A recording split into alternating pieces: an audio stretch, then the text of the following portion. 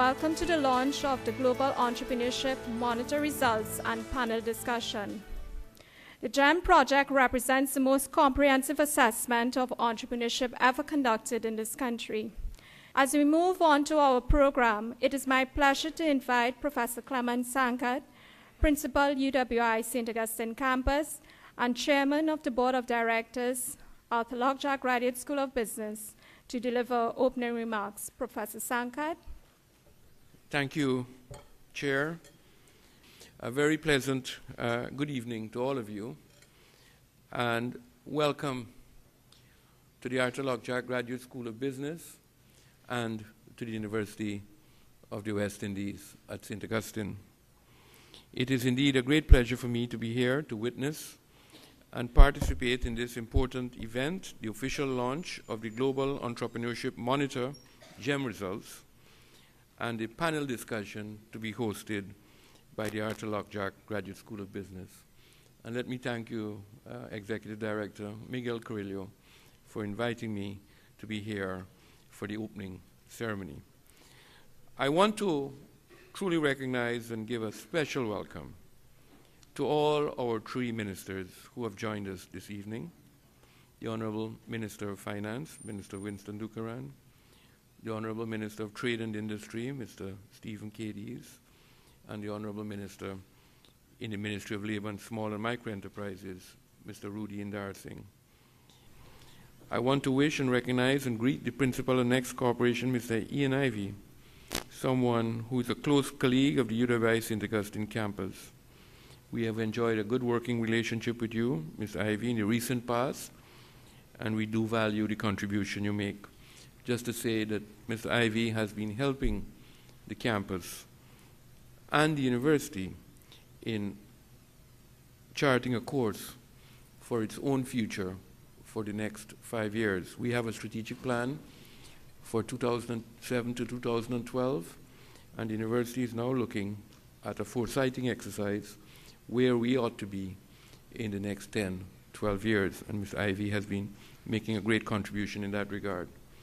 This event takes place at a most opportune time for Trinidad and Tobago, as we seek not only to transform and diversify our economy, but to expand business and investment opportunities so that we can achieve sustainable economic growth and development. It is a time, therefore, when we have to create the most conducive environment for local businesses to compete regionally, globally, through innovation and the encouragement of a strong entrepreneurial culture in terms of our citizenry. We need to make a transformation here. I advise that this GEM program has the potential to create such an environment as it identifies trade and investment opportunities based upon rigorous research of the regional and global entrepreneurship landscape. It is indeed entrepreneurship and innovation that can help to build not only strong business entities, but by extension, it builds vibrant economies and competitive countries. This initiative is therefore critical for Trinidad and Tobago, and let me say, for the entire Caribbean region. And in this way, Professor Carrillo, you're making a contribution not only to our own country, but to the region, as the University of the West Indies ought to be doing. So this is a very important initiative in today's challenging competitive environment. And I want to commend the Executive Director, Professor Carrillo, and all the staff of Lockjack who have been instrumental in making the launch of this initiative a success, and for seizing this important opportunity to improve the overall status of entrepreneurship in Trinidad and Tobago. As campus principal and chairman of the board of the Lockjack Graduate School of Business, I am truly proud of our university Lockjack partnership, as I am pleased with the relationships that we are forging with the public sector, including our government of Trinidad and Tobago, and with the private sector. As those of you who know, the Lockjack Graduate School of Business is an initiative of the private sector and the University of the West Indies. And as far as I am aware, and I've been in the university a long time, it is one of the best private university relationships that I've ever seen. And I truly applaud this relationship that we have forged with the private sector. So in closing, let me again congratulate all at the school for taking on such an important initiative. And thank you again, Professor Carrillo, for your kind invitation. Ladies and gentlemen, with those few words, I welcome you. I hope you enjoy this evening. I hope it becomes very inspiring, and that I thank you for your presence. Good evening. Before we actually delve into the results, I am pleased to invite Dr. Karen Murdoch, Faculty and Deputy Director, Center for Entrepreneurship and Innovation at the Arthur Lockjaw Graduate School of Business, to give us a better understanding of the methodology of GEM. GEM is, like Nirmala said just now, the only source of comparative data on entrepreneurial activities that presently, exist to the extent that it does. It was started back in 1997. It was the initiative of the Babson College in the United States and the London Business School in the UK in an effort to provide a better understanding, if you will, about the relationship between entrepreneurship and actual, economic development. Because in academia, we have, seen the relationship between entrepreneurial activities and economic development, and that's a positive relationship. And because of that, there is the interest in entrepreneurship. So you see, several, different initiatives geared towards better understanding that relationship and how we can make our own context more entrepreneurial. The study started, like I said, back in 1997, and at the time when the first report was presented, there were only 10 countries involved. It has evolved, and in 2010, we had 59 countries actually collecting data and submitting to the overall data harmonization process and the global report. Altogether, over the past 12 years, some 80 countries have actually participated in the GEM project at different times. And we in Trinidad, we were fortunate to, got involved in 2010, and it's a, we are now also in the 2011 cycle, and it's a process that, we will continue because, as I mentioned earlier, GEM is a longitudinal study, and part of the value that we will get from this study is when we are able to track changes, when we see how things progress over time. And that's why, we are committed to the project, and we will continue as time goes by. We believe that the project has implication, importance, relevance for several stakeholders, policymakers, the entrepreneurs themselves that we try to help, as well as academia. Entrepreneurship as a developing area of study will benefit from the research that we gather. The entrepreneurs themselves will benefit because hopefully as we go through and we provide data for analysis, for impact analysis and comparison, then we will start to create the kinds of policies that will help to create the supporting environment that is necessary to foster a greater entrepreneurial culture, and entrepreneurial and, by extension, innovative activities in the country. In terms of the methodology, it's a very, what I consider to be quite rigorous.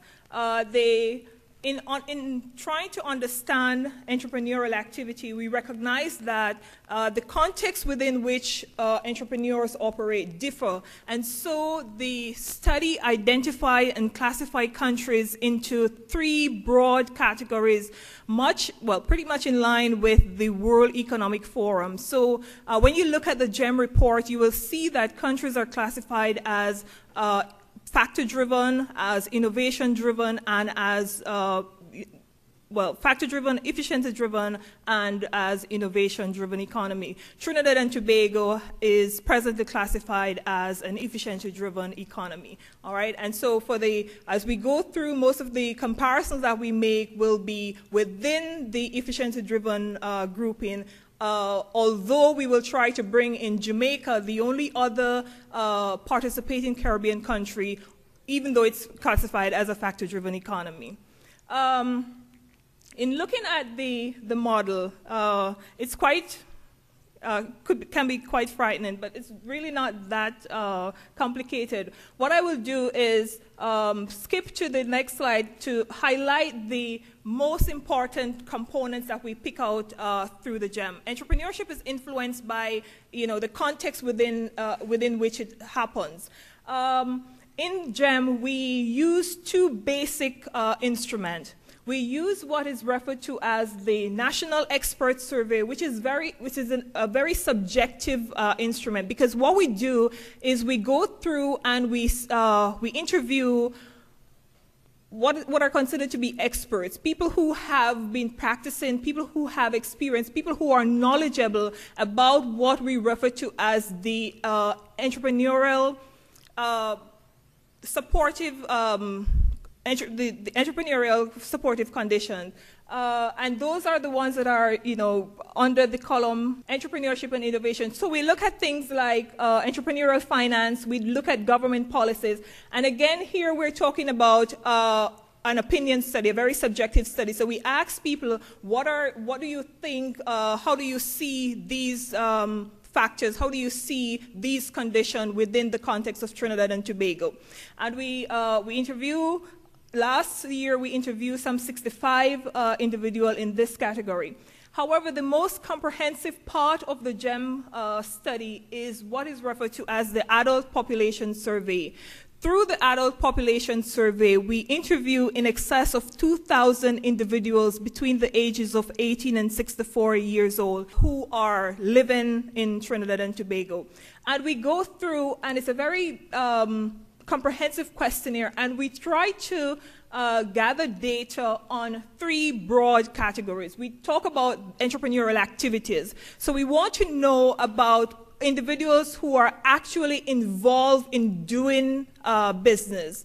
Then we talk about aspirations. So if you're involved in an entrepreneurial venture, if you're involved in a small business, we want to know things like, how innovative that business is, what are your growth potential, as well as what are your international reach. So we also measure some degree of internationalization.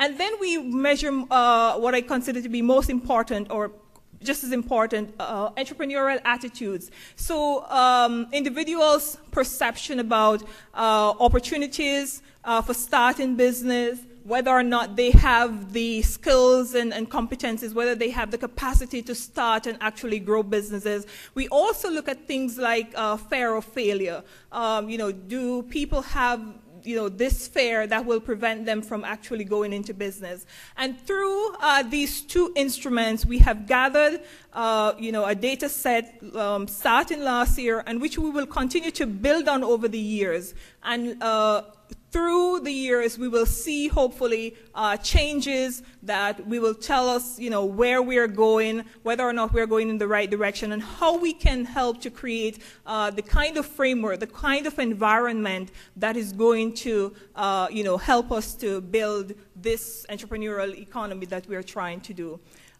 In terms of the actual data that we collect, we pay special attention to the early stage activities. So we talk about nascent entrepreneurs, those individuals who are in the process or have just started a business, as well as new businesses that are less than 3.5 years old. And those combined is what is referred to as the total early stage entrepreneurial index, and that is what is used to rank countries. So we with the harmonized data of all 59 countries, we harmonize it and we create this index, and countries are ranked as to which is more entrepreneurial and which is less entrepreneurial, and give us some idea as to where we sit, where we would like to go, and, you know, again, in terms of policy direction, how we're going to try to get there. We also look at things like business discontinuation. So we create a very dynamic picture of business activities in the country. So we're looking at start, we're looking at, you know, early start, not so early start, established businesses, as well as we're looking at business discontinuation. And hopefully through that, we will get a much clearer picture of what entrepreneurship looks like in the country. And here again, just to re-emphasize, the data that was collected from about 2016 adults and the 65 experts which we interviewed using the National Expert Survey. Dr. McDonald will take you through the actual findings, which we will discuss later on. Thank you. Good evening, everybody. And before I start, I'd just like to go back to somebody who I've always admired, that is the deceased Sir Arthur Lewis, who said that in the Caribbean, we've produced the best cricketers, the best footballers, but we haven't done so good in entrepreneurship. So I'll share with you some of the findings as it relates to Trinidad and Tobago, and I suggest that you will be the judge to see if we have done that good or that bad. And I would look at essentially 4 areas in my 10 minutes. That will be attitudes, motives, innovations, and lessons. And so let us see what looks like roadmap.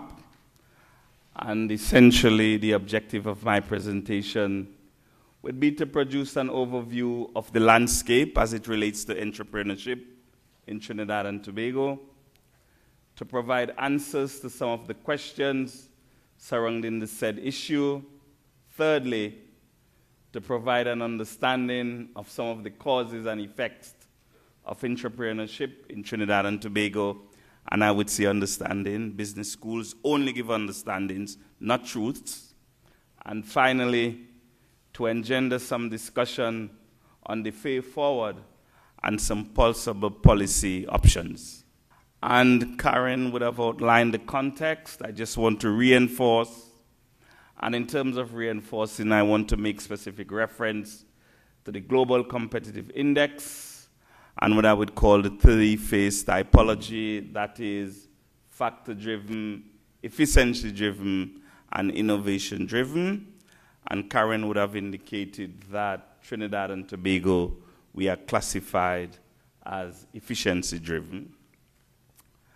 And the first slide I would like to share with you, it's about attitudes and perception.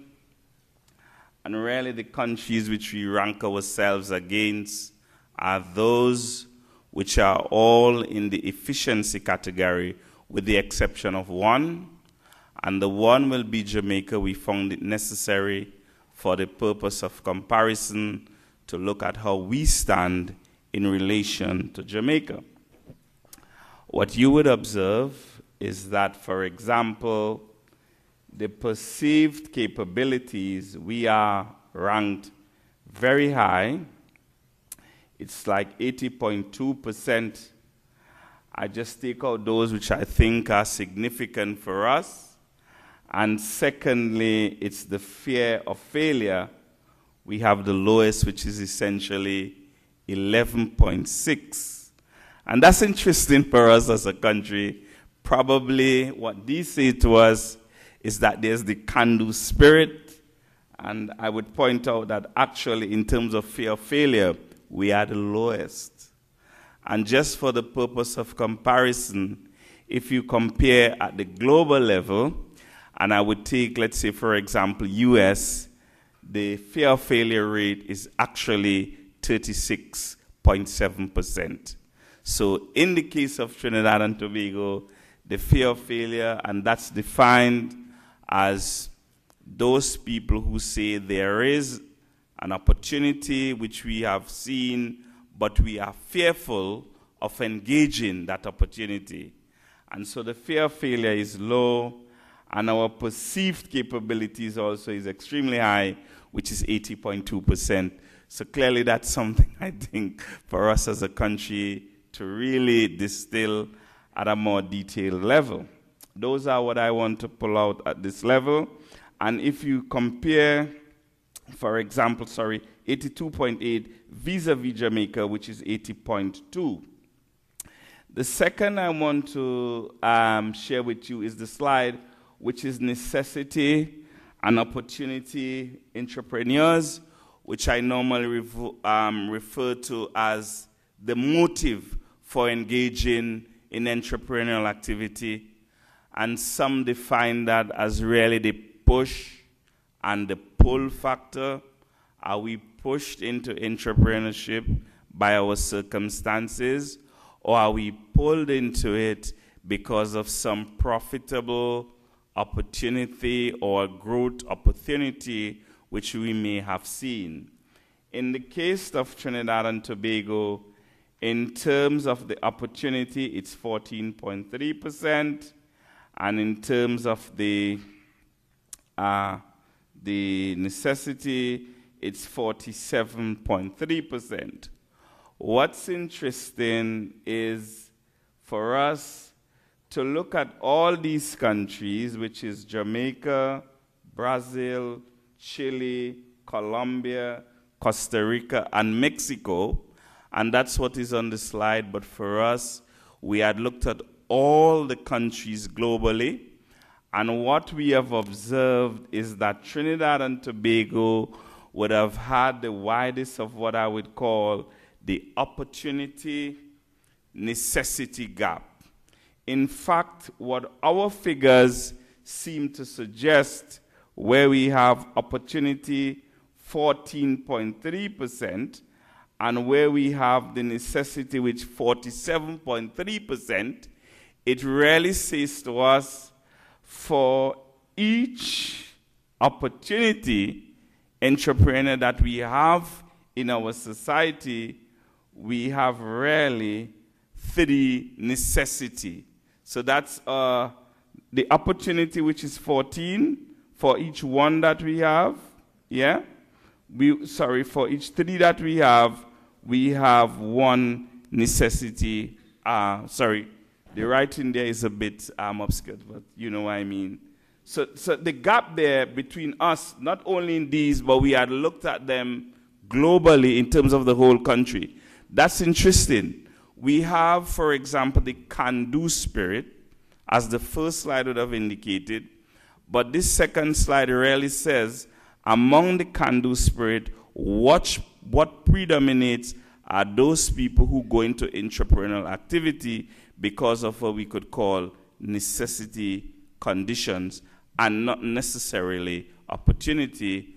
And I suspect that raises the question of quantity versus quality. And that's something I think as we go along we will discuss later in the evening. Innovation of the total early stage entrepreneurs. What we have done, as we said before, all our comparisons we have compared to Jamaica. And if you look at what we have, for example, in the case of us, if you look at what we have on the right-hand side, we would see in the case of Trinidad and Tobago, we have a scenario where we have roughly, to quote the exact figure, it would have been 27% of those TAs, as we call them, that's the early stage, where the product is new to some customers and few businesses. And if we compare, for example, with Jamaica, that would have been, by way of the statistics, 35.6%. And on the other hand, if you looked at the product is new to all or no business offering the same product, for us, it would have been 9.6%, if I remember. And in the case of Jamaica, it would have been over 10%. But essentially, what this graph suggests to us, if we take all things together, and this only looks at the product, which is new, and the customers, but there were other aspects which the research looked at. For example, new technology. We have only given you an overview, but if I remember in the case of new technology, the situation with Trinidad and Tobago we had was 59.5% of our firms, what they were engaged in, there wasn't the use of any new technology. So what the overall picture suggests, and I would want to say that we can't use only these to come to a conclusion, but the overall picture seems to suggest is that the level of innovation among the early stage entrepreneurs is relatively new. And when we say innovation, we talk about new products, new markets, and use of new technology.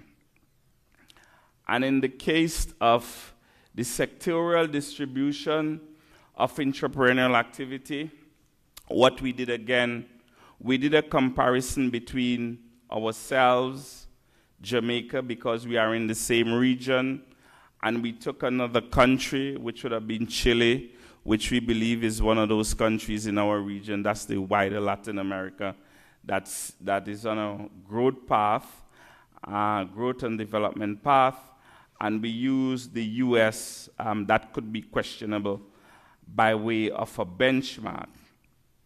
And what do we see by way of the sectorial distribution in the case of Trinidad and Tobago is, first of all, we need to understand the definitions. The extractive, by way of the survey, we classify those firms that are involved in agriculture, forestry, and fisheries as extractive. Those which are involved in manufacturing and construction, they are transformative. Those which are in, business services are really professional services to businesses. That's like consulting firms, legal firms, accounting firms, etc., and consumer-oriented.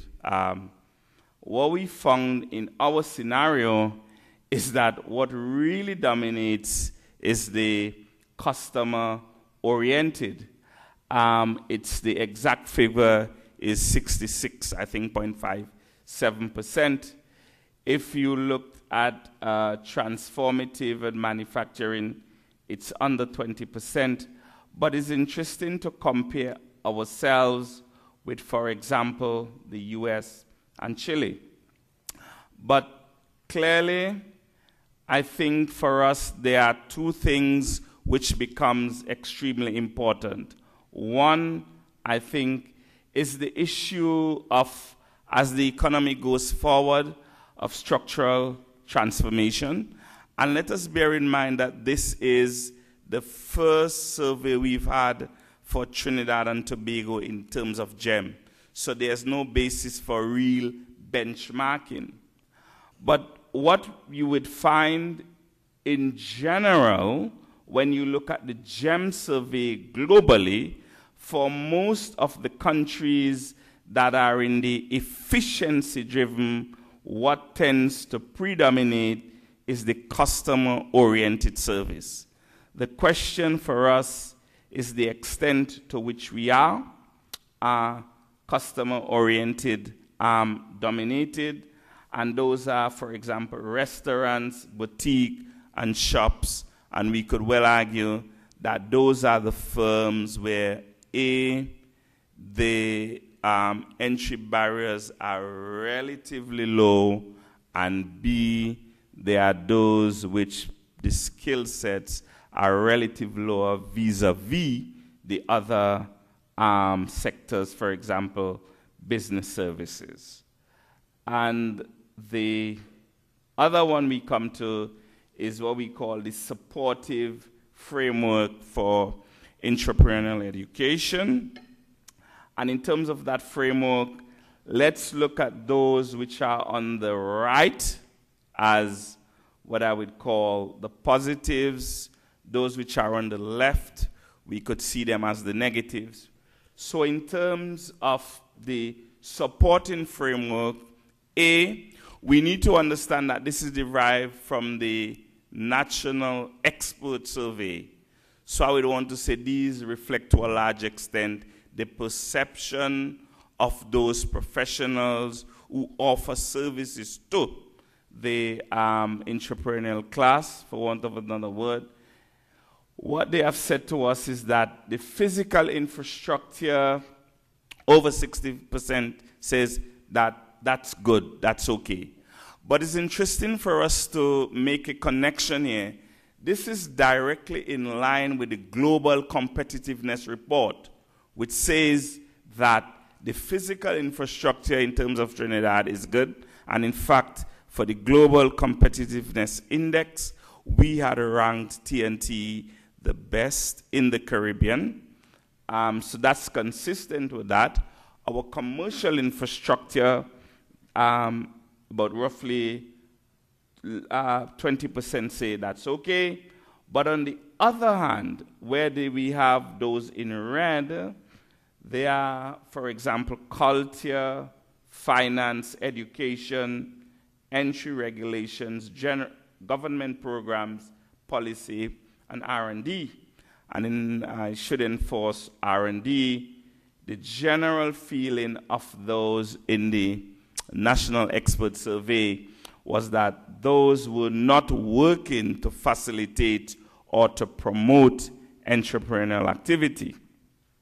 And so, by way, I think for us, the GSB, as an educational institution, I think it's important for us to single out these, and that 77 indicate that teaching in primary and secondary education does not encourage, and the last one, 58% indicate vocational, professional, and continuing educational system provide good and adequate preparation for starting and growing new businesses. That's what we have found, and I think this last slide would really lay the platform for some discussions as it relates to the wrapping up by Professor Carrillo. Thank you. I want just to point and put a little bit of a context in terms of the world and where we are now. I call it fear factor. We talk about fear, right? We just want to point out that we're on the top 3 countries in terms of not fearing to fail. Number 1 in the world is Ghana, and number 2 is Trinidad, and number 3 is Zambia. So that's a fear factor. In terms of the 3 countries that actually are the most afraid of promoting or launching a new business is Greece, Taiwan, and Hungary. So this is interesting. This is how we position ourselves in this sample of 59 countries all around the world. In terms of the confidence factor, which it's basically the actual perceived capabilities to be an entrepreneur and actually a successful entrepreneur. The top 3 in the world, first is Uganda, the second is Trinidad and Tobago, and the third is Jamaica. Fascinating. There's something in the water in the Caribbean that makes us very confident. And the bottom 3 in the world, Japan, Russia, and Jamaica. That's wrong actually. It's Hungary in that particular aspect. That's wrong actually. In terms of the most entrepreneurial countries in the world, we're talking about the number 1 is Bolivia, the number 2 is Ghana, and the number 3 is Zambia. So this is not a game of having more entrepreneurs. Okay, look, these countries are not particularly great situation. And which countries are the least entrepreneurial in the world in terms of the activities, the intensity of the activities, or the amount of new businesses actually in operation with less than 3.5 years. Italy is the least entrepreneurial country in the world. Japan and Belgium, actually, it's actually the third, which is interesting. All of them are developed.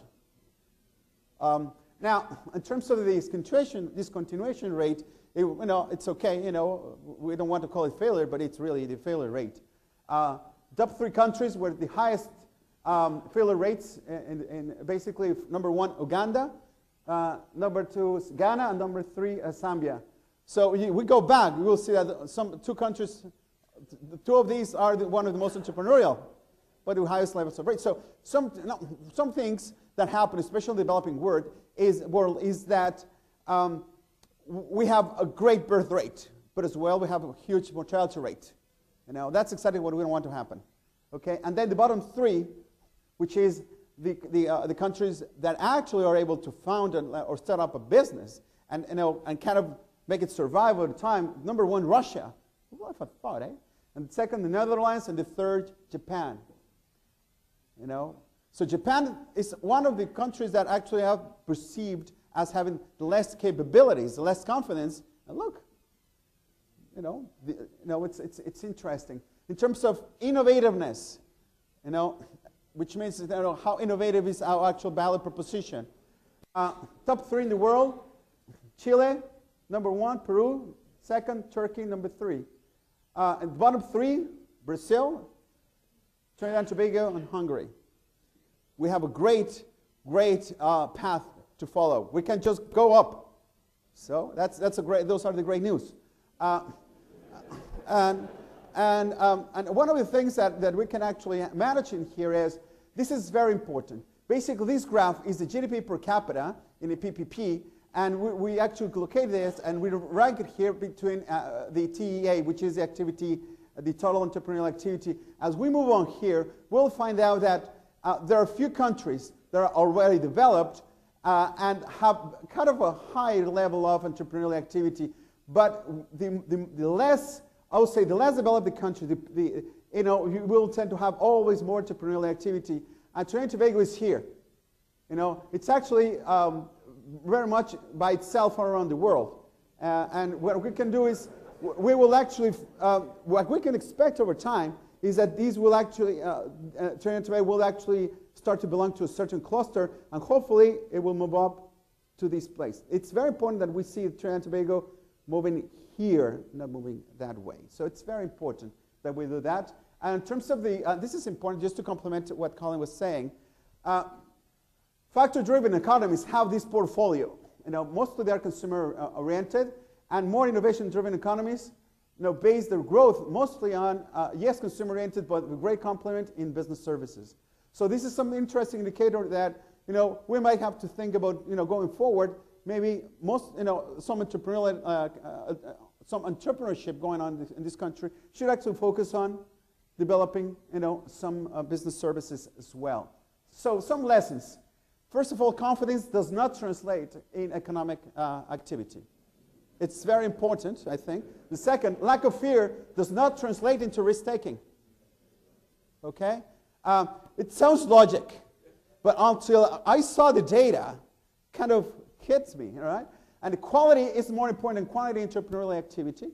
And the more innovative the new venture, the less prone to discontinuation. And this is exactly the stuff that we should start teaching our students there now in the classroom right now, actually. This presentation is going to the classrooms right now, actually. And this is what we kind of try to strive for the mindset for the next decade. Entrepreneurship is really not about starting a new business. That's exactly what we have to change that mindset, but really about creating great businesses with global growth potential. And it's particularly important for Trinidad and Tobago because we're a small country, and because we're small, if we want to grow, we have to go abroad. So we have to just be more innovative and learn not just to do business with other countries, but in other countries. Okay? We have to be entrepreneurs, successful entrepreneurs here in Trinidad, but even more important for all of us, abroad, starting up our own businesses in Venezuela, in Colombia, okay, in Australia. We have to go abroad and start, to become entrepreneurs, but global entrepreneurs, because our size is just too small to really support double-digit growth in the next decade. At this point in time, it is my pleasure to invite the Honorable Stephen Cadiz, Minister of Trade and Industry, to deliver remarks. I am an entrepreneur. I've been for decades, I've done this, and I disagree totally with everything that's been presented there, because I followed not one single rule, and yet still I survived nearly 25 years in business. So, but I'm pretty sure that the panel will discuss a lot of that. And but the figures were most interesting, very, very interesting figures. And I think if I knew what I saw here tonight, if I knew that in 1987, I would never, ever have gone into business. So for all would-be entrepreneurs, don't read too much, don't listen too much. Just get on with the job and see what happens at the end of the day. That's my presentation. All right, I can leave it with that. No. It doesn't work like that, in fact. It really doesn't work like that. But let me begin by expressing my appreciation of being invited to participate tonight, if only for a short while, at the launch of the 2010 Global Entrepreneurship Monitor, the GEM, as I heard being called. And this event is truly significant, as it is the first year in which Trinidad and Tobago has participated in this exercise. And the results of the surveys, such as these, are immensely useful to government in planning and executing public policy in what is perhaps a very, very challenging area for any state, that is accelerating entrepreneurship and innovation. And I would like to share some very brief thoughts on the findings of this survey and its relevance to government policy. And I will leave the scholarly discourse to my learned colleagues who will participate in this evening's panel discussion. Because, as I said, if I had to be part of the panel, I don't think we would be going away with the right idea. So, ladies and gentlemen, you will be pleased to know that Trinidad and Tobago ranks above average in several indicators relating to entrepreneurial attitudes and perception. And, of course, these will include areas such as the perceived opportunities, perceived capabilities, fear of failure, entrepreneurial intentions, and high status in entrepreneurship. And when we talk about the fear of failure, I guess that is one of the key things of when you make that giant step. And it is an absolute horrible feeling when you make that step. So fear of failure, I think, is a very, very important aspect to be aware of. But specifically, despite the challenges facing the local economy, many entrepreneurs, 69.1% in Trinidad and Tobago, believe that they have good opportunities for starting a business in the next 6 months. Additionally, individuals saw entrepreneurship as attractive and have relatively low fear of failure rates, 11.6, compared to other efficiency-driven economies, in which, of course, category we fall, which average 31.7% in failure rates. And I will say, when it comes to failure, when you're starting your own business and making that leap, if you ever sat back and figured, can I do this? And you have any doubts whatsoever, then you don't go. This is a business that nobody can really teach you about. It's a business that after you do all your surveys and your studies and what have you, it's the old gut that really throws you over the edge, and that you just have to go with it. Trinidad and Tobago has a very low level of necessity-driven entrepreneurship, but a relatively high level of mixed motive, 39% entrepreneurial activity. And although more males and females are involved in entrepreneurship, the difference is relatively small, signaling a narrowing of the traditional gender gap in entrepreneurship. Entrepreneurial activities in Trinidad and Tobago acknowledge that they started their business out of necessity. And yes, I am one of those people, and I think you've heard this story before, because I started my business in the depths of the last recession in 1987, and that was out of necessity more than anything else, and it was out of fear.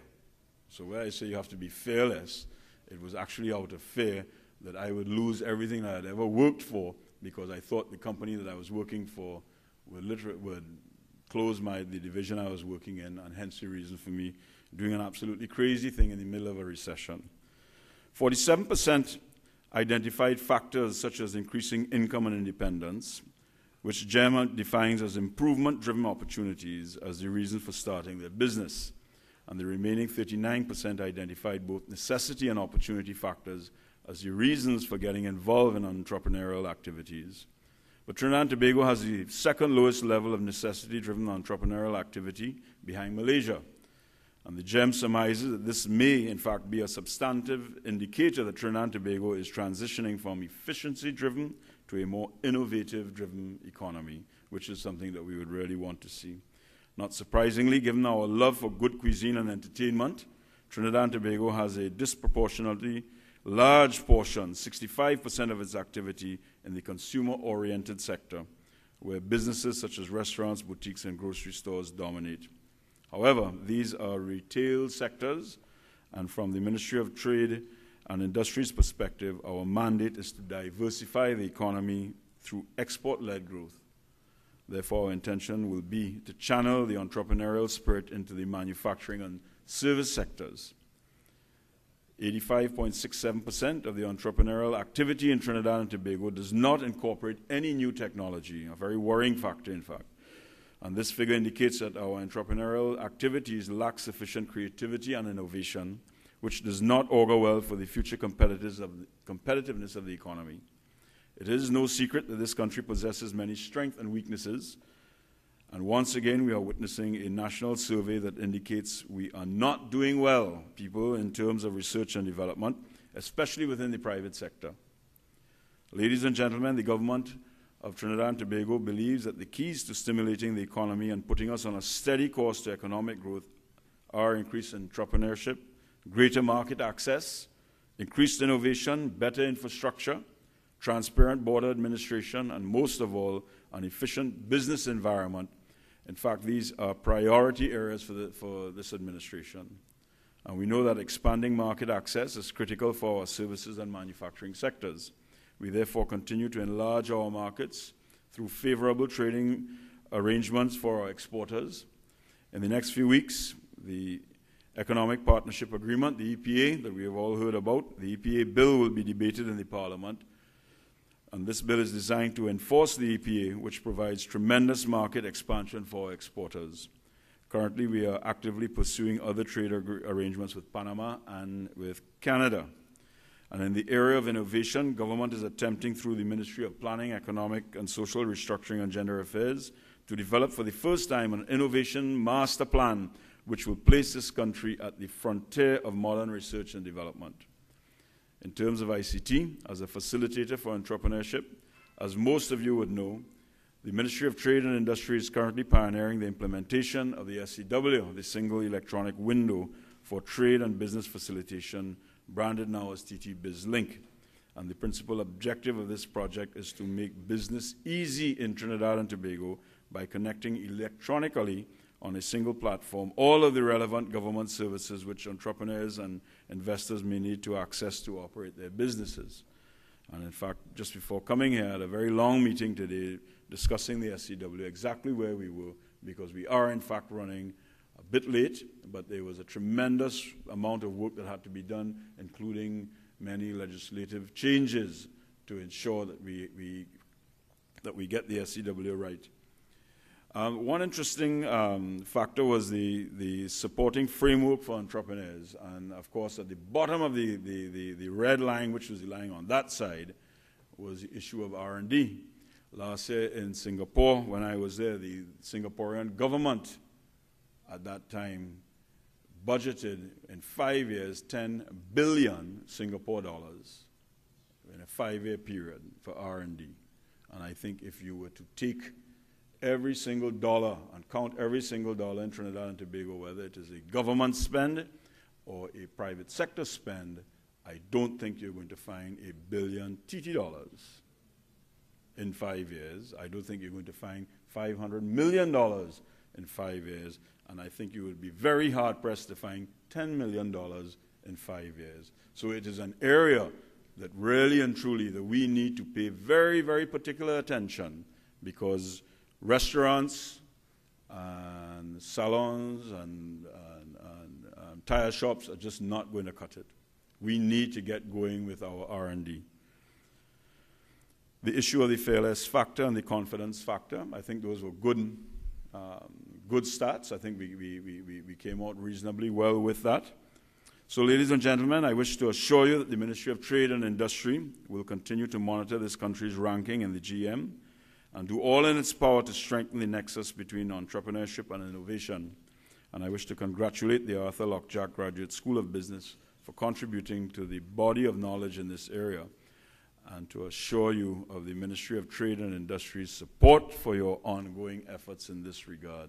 Ladies and gentlemen, I thank you, and I wish you a very, very pleasant evening discussing this issue further. Thank you very much. Thank you very much, and what an honor to basically moderate this wonderful panel. First question goes to Mr. Dukran. Mr., you have heard the findings and the conclusions of the GEM. But maybe even more importantly, you have a sense of the challenges which confront the country as we try to develop to promote entrepreneurship. How do you see these in terms of some of the urgent policy implications for the building of a more entrepreneurial culture and innovation-driven culture in Trinidad and Tobago? The most intriguing statement I saw in your presentation is that building confidence does not increase economic activity. And I wonder what I was doing for the last year. Because one of the orthodox thoughts has been that a precondition for any form of business activity, including entrepreneurship, has to do with building confidence. And I think it is appropriate for us now to look at the triggers that will generate entrepreneurship from a different perspective. And I believe what you have presented here today, your comparative assessment, has pointed out that we probably do not have a pathway for building genuine entrepreneurship in our country yet.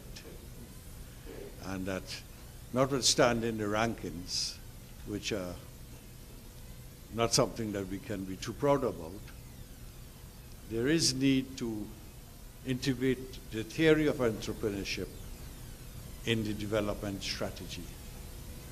And that each development strategy may have less of an entrepreneurship input or more. So perhaps we can start in terms of public policy to look at our development strategy from the point of view of the extent to which entrepreneurship is a major input into that strategy. If there is no demand for entrepreneurship, there will be no supply of entrepreneurship. That's correct. And in that sense, one suggestion, I'm sorry the Minister of Industry and Trade had to leave, but we have been talking for some time about transforming our industrial estates from being state-directed investment opportunities to one in which we can now incorporate a new model whereby the state-directed industrial estates can now become triggers for entrepreneurship rather than recipients of investment alone. And by that I mean, if we want, yes, okay. If we want to, oh, big difference. If we want to develop entrepreneurship, we have just a few industrial estates in this country. Most of them, in fact all of them, do depend on the public treasury in order to sustain itself. That itself is almost a contradiction. For those industrial estates are supposed to be promoters of entrepreneurship and investment. And the minimum requirement is that they should indeed find the funds to pursue their jobs. And therefore, reorienting these industrial estates from state-directed investment to a new model that involves private participation and ownership and accountability. And with a clear mandate to build entrepreneurship in the economy is a kind of institutional changes, I believe, we may have to to put into place as a trigger for entrepreneurship. So those are my preliminary remarks on the requirements of public policy at this stage, and it must start with our development strategy itself. The research findings here in this GEM report, as well as in the report of the World Competitiveness Index, which actually ranked Trinidad and Tobago, if I remember well, in the place number 95 in terms of capacity for innovation. So the findings suggest that there's little innovation of entrepreneurs in the country. You may know more than anyone else in this country about what's happening in terms of entrepreneurship and innovation in the Caribbean. So against this background about, maybe not a lot of innovation around, what are some of the concrete suggestions you will offer to policymakers, academics, and the entrepreneurs themselves that we're trying to help in terms of how to really pursue their dream? I think the most important thing is to understand what works in this environment. This report was fantastic. It came on top of a report that we did a few weeks ago, which was very brief, but it actually proved the same issues. What we have to do is to develop an entrepreneurial culture, and an entrepreneurial culture is also an innovative culture. They're intimately connected. You can't really have an entrepreneurial culture without innovation, because that's what actually moves you forward and moves you away from where you are now. What we've done is we've actually interviewed a lot of young people here as part of a big project we did with Nehurst over the last 3 or 4 years. 62% of them want to be in their own business. It's very high. But very few of them have an idea of what that business should be. The mini-mart complex. It's really a real issue. Their thinking is in such a tiny little space. It's introverted. It's very small thinking. There's no global context in their thinking. It's very introverted. What we've done, we've studied over 130 successful entrepreneurs in the region, less than $4 million US. We're not interested in the big guys. They're already well on their way. But we've interviewed 130 of them, and we've learned what makes them succeed in environments where everyone say we have a lot of deficiencies. Because we do. We all know that. But these people are succeeding in spite of it. And it's something that is more... You have to understand what innovation is. It is not an idea. It's not an invention.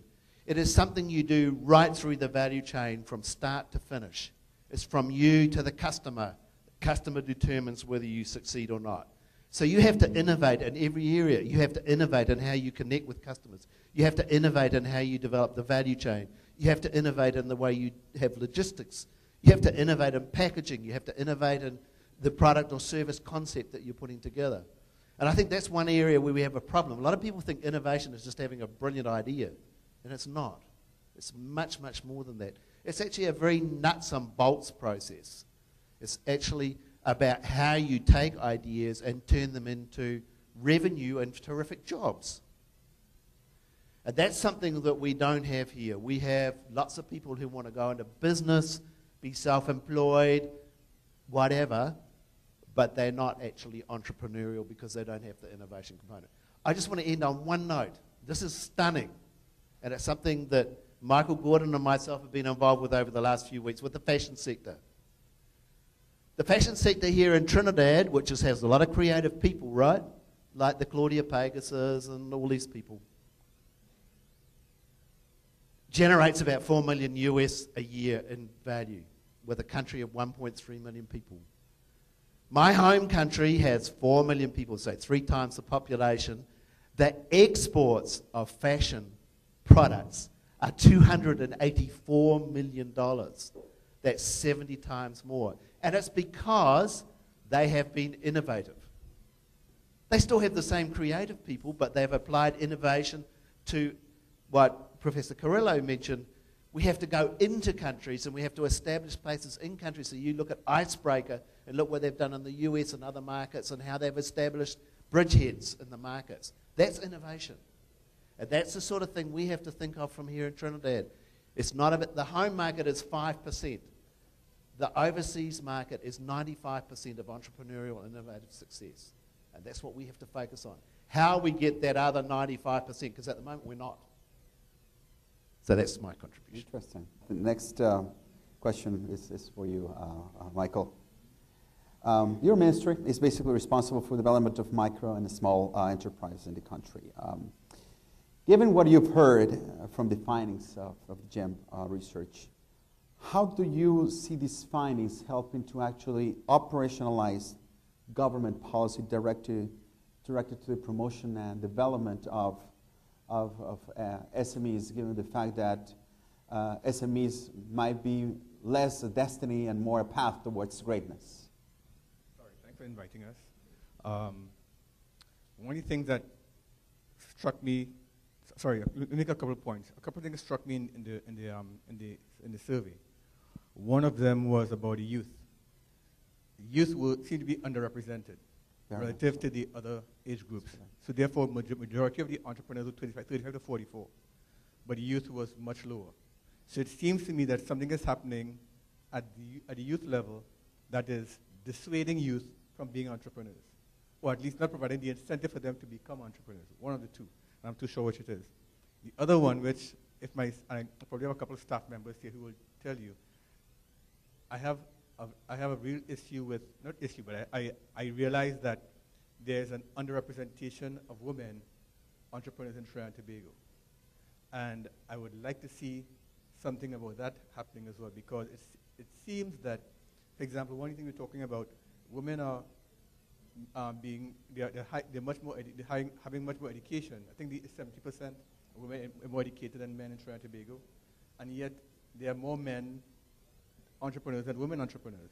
Why is that the case? Those are two things that kind of came out to me, and of course they spoke about the issues with financing. One of the other things that I noted here is that one of the good things about the survey is that it is significant for assessing the impact of programs and policies in the country.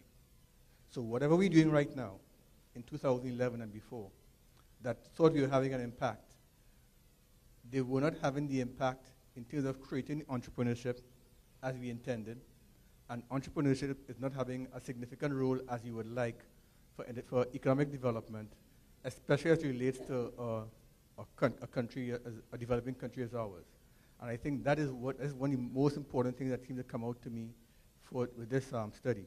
And you made a point about what happens in the next 5 years. That's very important. In other words, we need to see what's going to happen in the next 5 years.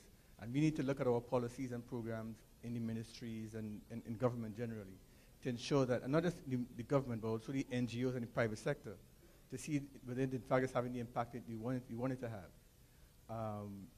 In our ministry, we actually realizing the problem that exists for entrepreneurs. And we've been trying to put programs in place to address that. One of the programs that we're putting in place is for the business incubators. And we have been working assiduously to get that implemented within a very short time. Because one, we don't want it to be just another program that's been developed for years and years and years and nothing happens. So we want to see it on the ground, we want to see it working, we want to learn from our mistakes, but we want to see the impact. It must have an impact on the entrepreneurial climate. It must have an impact on the culture. Because if it doesn't happen, it means that we're doing something wrong, let's go and fix it and resolve those issues immediately. So in terms of the information that we're getting from this survey, we are seeing what we need to do to create policies and to create programs that's supposed to have impact and that's supposed to support the economic development, as the minister just cited earlier. It must have a relationship to the economic development policies of the government. And if we're not doing that, then we will not be achieving our goals. And therefore, we need to go back and start over. Gusa, for you, you're an entrepreneur and an academic. And you have some sort of a good sense of the challenges we have in this country in building and promoting a strong entrepreneurial culture. So how do you think we can produce more people that are prepared to be not just entrepreneurs, but entrepreneurs that know how to innovate? What do you think are the challenges, and how can we actually close the gap between knowing and doing? Because apparently we know, but we don't do. So how do you think we can close that gap? Firstly, I want to say, to endorse what Ian says, the report is quite fascinating, and just to say, you know, it should be one of the reports which help the country in terms of policy making. In working with particularly young people and working with Ian too on the NIHERS project, you speak to them and over 60% of them say they want to be entrepreneurs. But when you get to the university stage, at most times it's too late.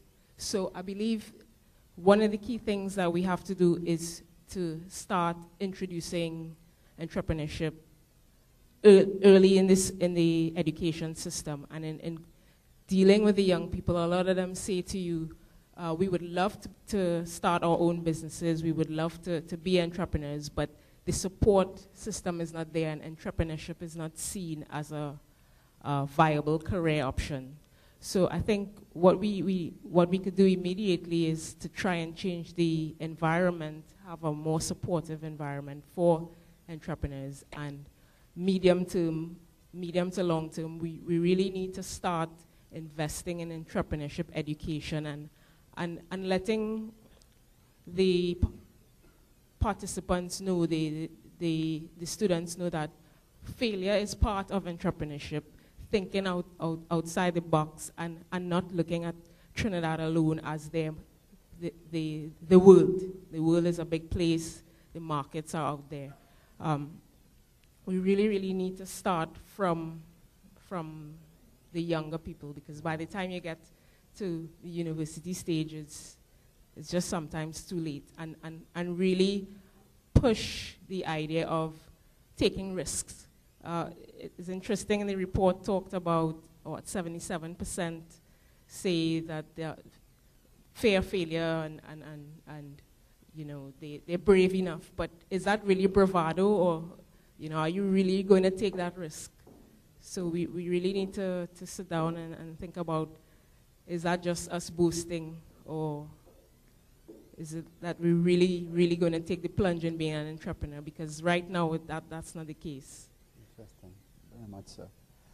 I have some questions from the audience. I think this is a quite interesting one. Is there a correlation between innovation and entrepreneurship and financing, or the access to resources? So, you know, I would like Ian and maybe Mr. Dukaran to tackle this issue for us. I think that's a very relevant nexus that must be developed. And we talked earlier about setting the institutional framework that will support the fostering of entrepreneurship. And one of the key elements in that institutional framework has to be the de-risking of entrepreneurship efforts. And to do that, there must be a supportive financial program. So when we deal with the traditional financing of entrepreneurship, and we do not get the results, because we may need to find appropriate ways to finance or de-risk the financing of entrepreneurship efforts. And once again, my call here in the triggers is to get for unorthodox approach. I don't think small countries like Trinidad and Tobago, with its history, will be able to move into an era of entrepreneurship. I may also point out, you talked about global entrepreneurship, which is also a very important part of the entrepreneurship which is required today. But I'll leave that for a moment. Unless and until we change the financial incentives that are available for entrepreneurship. So that means a redesigning of the financing functions of our banking system to incorporate that kind of facility. But the de-risking will require some kind of catalyst change supported by the government, or else it will not happen. So I agree the nexus is extremely important. It's another part of the strategy to provide an environment that will do that. And to conclude on this point, I think we have been using entrepreneurship as a substitute for business. And business activity of a transactional nature is what we've been accustomed doing. But business opportunities of an entrepreneurial nature is what we have to focus on. And in that sense, there is a challenge for the financial institutions to work out an appropriate framework to support business activities of an entrepreneurial nature. At the Ministry of Finance, we identify entrepreneurship as a key missing ingredient in the development of this country. And to some extent, my presence here today was a recognition of that admission in the last budget speech. And to do that, we proposed that we should have a small fund set up for innovation and creative activity, supported in the first instance by the state, but with the hope that it can be joined later by other philanthropists and business sector. And in that way, do not allow those who wish to access that funds to be detained from so doing because of the traditional measures of access, like collateral and so forth. So we need some innovation to keep that nexus alive and strong and growing. And again, I come back to my thesis that the entrepreneurial environment that we must develop will require an orthodox approach. It's not a matter of advocating it, it's a matter of making it happen. That's right. Thank you. Thank you, Minister. One of the things that a real entrepreneur will do it whether the money's there or not. That's one thing we have to realize. The 130 entrepreneurs I've studied in the Caribbean here, hardly any of them got any money except out of their friends in their own pockets. We actually set up a company here 2 years ago, and we actually sold all the shares in it in 24 hours to private sector people. One of the biggest problems we have is that there are no decent business propositions being put forward that have people behind them that people can actually have confidence in backing. And that's really the biggest issue. The funding one, I say funding is important because the speed at which an entrepreneur can develop their business is actually determined by how much funding they can access when they get to a certain critical point. So once they've done their proofing, if you like to put it that way. But I don't believe that finance, Trinidad's awash with money. There's millions of dollars floating around this country looking for something to do. But there's nothing to put it into. What have we got to invest in? Mini-marts on corners, tyre shops. You know, this is the problem. And I think we've got to be realistic here. The funding is not the biggest issue. It's the innovative entrepreneurial business proposition that people will have confidence in investing in.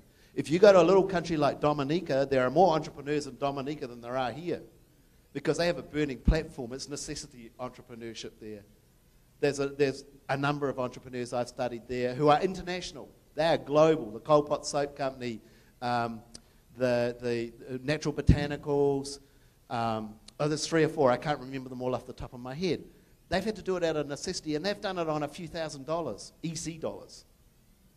So I'll give you one example, if I might, Miguel. It's just one really good example of what I see here, and I find it, your biggest problem is oil and gas. If you didn't have oil and gas, you'd probably be like Singapore. Honestly. You actually have creative talent, you have entrepreneurship, but the oil and gas industry is your biggest killer. You have Dutch disease. If you didn't have oil and gas, you wouldn't, you would have people doing stuff. Now, I was at an investment seminar in Guyana, and it was for entrepreneurs to do a pitch for agro industries. And this guy came in, and he wanted to borrow $1 million US. All right?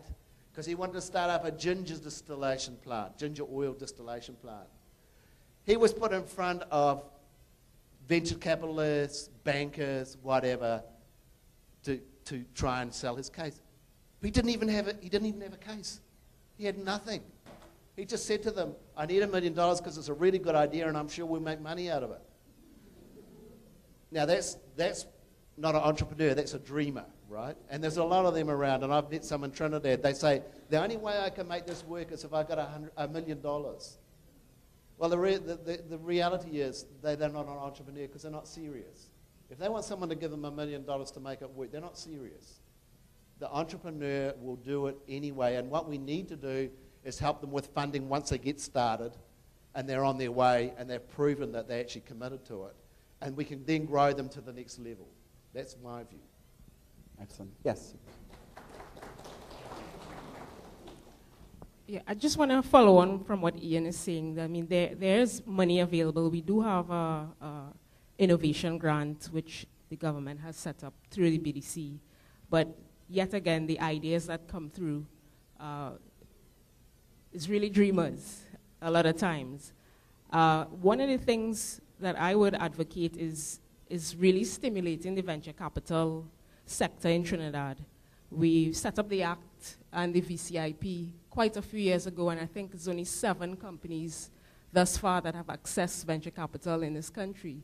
So that really, really shows how either the ideas or the proposals that are coming through are really poor, or something is not right with the venture capital sector or the VCIP program. The other thing that I would also think that could be done quickly is to have some sort of second-tier or secondary market that's active, where people can raise money for SMEs, for entrepreneurs on the stock market. It's been done throughout the world, and we do have something here, but it's been dormant. There's, 2 companies on it for the past, forever. So those are some of the things that we could do immediately. We have the structure set up, and it's just being, it's just dormant. It's not being used either, because in the terms of the venture capital and the ideas that are coming through, the proposals are really inward looking. There's nothing international. There's, mini-marts and the same sort of smaller companies, which we do need. But in terms of accessing equity funding, it's there and it's not really being used. If you're an entrepreneur, you'll find the money somewhere, as Ian is saying. If this is available to you, you would go after it. Sure. Short comment. Finance is always one of my areas I love because I worked in it for a while as well. One of the things that the minister spoke about, and I agree with, is that the government has a role to play in that. But I think it has to be a public-private partnership. I don't think people should rely solely on the government to do it. The government can support, can facilitate, can even be involved directly, but hopefully we'll get a more public-private balance in it. And secondly, it's not just that the funding is available, but what type of funding is available. It's not as appropriate, and the person spoke about innovation. If a company is going to be innovative, invariably, the type of financing they're going to require will be long-term in nature. But if the financing that they get is short-term in nature, then it can be the death knell of the company. So one of the things that we have to look at is how the companies are being funded. Is it going to be more equity, for example, or long-term financing with some later period of repayment, or are we going to go short-term financing and kill the company? So that's my biggest concern about that. I have an interesting question here as well. Why is it that a diverse country overflowing with creativity lacks creativity and innovation and is so challenged to diversify its economy? I don't know if the person asking whether we have a country of wise people and smart men and whatever. But I think what your survey identified is that it's all well and good to be creative. It's all well and good to be to be fearless and to willing to make the effort. But if there's no, one thing that came up in the survey that concerned me, I think it's like 65% are in the consumer related areas. And as a developing country, it seems to be a high figure relative to what we want in terms of economic development, where we're supposed to have much more production and more manufacturing and much more business services. But we seem to have much more focus right now for entrepreneurs in the consumer area. And I think that's one of the challenges that we really have to look at very seriously, because it means that people are willing to be fearless, but we're not willing to, but the focus is not in those areas where there could actually be real growth and real opportunities for development for the country. So I think that's the area of great concern, as far as what I saw from the survey. Thank you. I don't think you have enough fear. I think if you had a burning platform, now what I would tell everyone in Trinidad and Tobago is, do you want to live on 30% of the revenue that you live on now? Because that's what you might end up with 15 years from now when the oil and gas runs out. Now you've got to be really scared of that. I come from a country that in 1984 was bankrupt. We had a burning platform. We had to get off our butts and we had to do stuff. Otherwise we were going to become a bunch of peasants. 1984, we had 2 months of overseas reserves left. We were in crisis. So everything happened. All the subsidies went overnight. The government got booted out. All the subsidies went overnight. And we had to actually make our way in the world without any subsidies. I mean, you have some real issues here, like with the energy subsidy. It's crazy. You're developing a whole bunch of businesses that are built on a foundation of sand. Because when the oil and gas runs out and you have to pay real world prices for energy, all your industries are going to go bust because they're based on the wrong value proposition. So we have a lot of challenges here. There's a lot of distortions in this economy that are creating a false direction and a false sense of security. And to me, everybody should focus on the fact, do you want to live on 60%, 67% less income than you do today? And if you say no, I don't want that to happen, then we're all going to have to get off our butts and do something. And so then we have to focus on what we have to do. Now, that's why I say oil and gas is a curse, because it's always a comfort zone. There's always this money sloshing around that people can give out to people to give them CPAP and URP and all these other things. You know, and it buys votes and it keeps people happy, but at the end of the day, it's creating absolutely no value. Look, I tell you something, when we did a survey, I tend to be, I'm not a Trini, so I can say some things that you can't, right? But I live here, and they might take away my work permit, so I better be a little careful. There's one other thing related to this that's very important. When we had a look at all the business development programs being offered here in Trinidad as part of a project we were doing with the Ministry of Labour, 67% have no empirical targets for success, to measure success. 67% have no monitoring and evaluation systems. The biggest schemes have a less than 20% success rate in terms of their graduates going into business. So there's a whole lot of resource that's just being chucked down the dunny, as we would say in our part of the world. It's been thrown down the toilet because it's not actually generating anything back for the country. There's a whole lot of fragmented, misaligned, misfocused initiatives going on that need to be radically overhauled, aligned, so that we can actually do these things that we're talking about now. So I think that, you know, Miguel, we've come back to that question about we have all this creativity. The reason I stayed here, because there's all this creativity and potential. There's tons of it.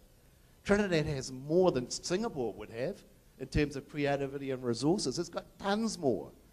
But it's like the fashion sector. They're doing 4 million, and the New Zealand fashion sector's doing 284 million. There's something missing, right?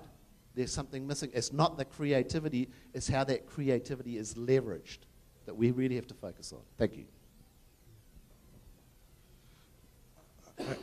I don't think it's all bad news. I think if you look at the global penetration of small enterprises in Trinidad, you will see a very encouraging sign in the oil field supply area. services. And there has been some very remarkable incidents, or rather examples, of companies that have reached into the global arena. But for them to go further, there is need for a support base. It's not only an alternative of expenditure, between social support and business support.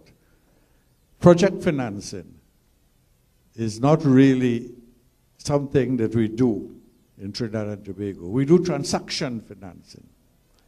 And more often than not, an entrepreneurial activity becomes a project.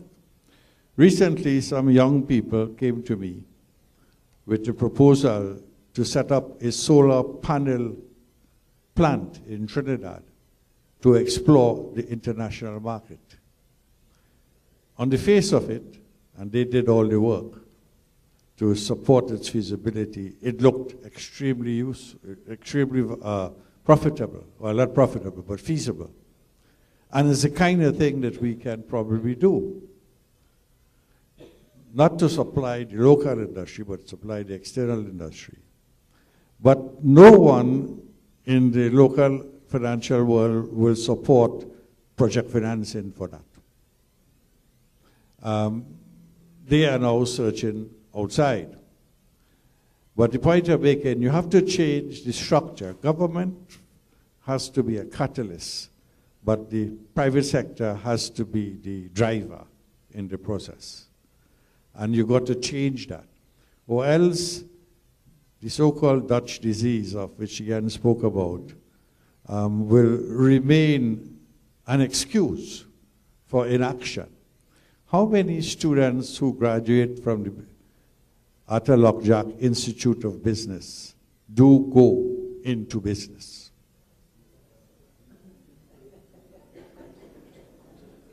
And I would like about, I have the answer, it's 6%. 60%. 6. That's why 6%. We have that program now with you. 6%. Now, well, I didn't know the figures, but I didn't think it was so low. Yeah. And I think that it's growing, though. That is a testimony of the fundamental change that has to take place in the institutions as well. Because when I taught here for years in my early days, I lamented that students were in fact being taught to look for jobs, not to create jobs.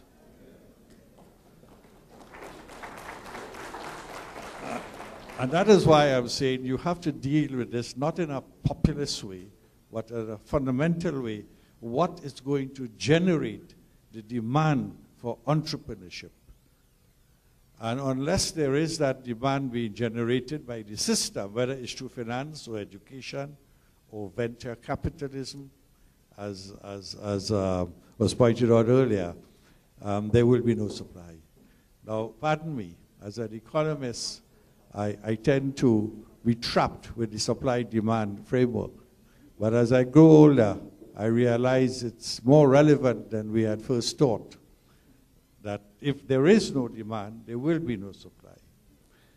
Well, I'm here today because, not only because I'm interested in the missing link of entrepreneurship and economic development in our country, but I'm also here because I said it was a great relief to leave the political world and be in the safety of the University of the West Indies. And that itself is a condition for creativity. Yes, that's correct. That's correct. Let me just say one thing. Don't feel bad because the other universities have the same issue. Because I actually asked all of them, and they had all have the same issue in terms of the number of people who actually graduate and become entrepreneurs. It's very, very low as well. Thank you. Let's give our panel team another round of applause.